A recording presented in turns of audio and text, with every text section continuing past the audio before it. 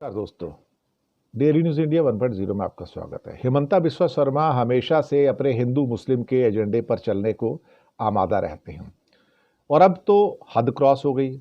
जहां मोदी जी कांग्रेस को पाकिस्तानी कह रहे हैं, आतंकवादी कह रहे हैं, आतंकी कह रहे हैं, देशद्रोही कह रहे हैं, तो अब हिमंता बिस्वा शर्मा उससे और आगे निकल गए। वो कहते हैं कि कांग्रेस को घुसपैठियों के साथ बांग्लादेश भेज देना चाहिए क्योंकि ये घुसपैठियों को गैस सिलेंडर देना चाहते हैं। पर गैस सिलेंडर तो सबको ही देना पड़ेगा भैया, आप क्या करोगे? अल्टीमेटली खाना तो सबने खाना है और जो बेसिक जो राइट्स होते हैं तो किसी को डिनाई तो कर नहीं सकते। वो खाना तो बंदा बनाएगा, उस पर ही बनाएगा, लकड़ी काट के बनाएगा, कोयला खरीद के बनाएगा, कुछ तो करेगा ना वो। लेकिन हिमंता बिस्वा शर्मा ने कहा कि घुसपैठियों को आप गैस सिलेंडर देंगे। कांग्रेस ने वोट बैंक को खुश करने के लिए क्या ये सब कुछ किया है? वे घुसपैठियों को माटी और बेटी दोनों दे रहे हैं। अच्छी बात है साहब। अब इनकी अपनी बेटियां तो होंगी नहीं ना। जब मोदी जी, योगी जी, इनकी अपनी बेटियां कहाँ हैं? तो उन्हें क्या पता बेटी की इज्जत क्या होती है। अब दूसरी बात, जिनकी बेटियां नहीं है वो दूसरों को समझाते हैं।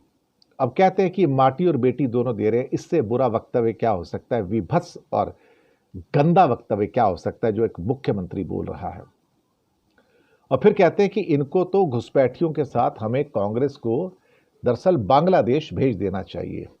मैं तो एक बात समझ के चलता हूं, आप जितना बांग्लादेशियों को या मुसलमानों को, सिखों को, ईसाइयों को हिंदुस्तान में चुनाव जीतने के लिए जितना आप काटने की बात कर रहे हो कि आप काट दोगे, अब उसके रेपरकशंस बांग्लादेश से भी आने शुरू हो गए हैं। अब वहां पे वो हिंदुओं को काटने की बात कर रहे हैं वहां पर, इसमें कोई शक वाली बात नहीं है।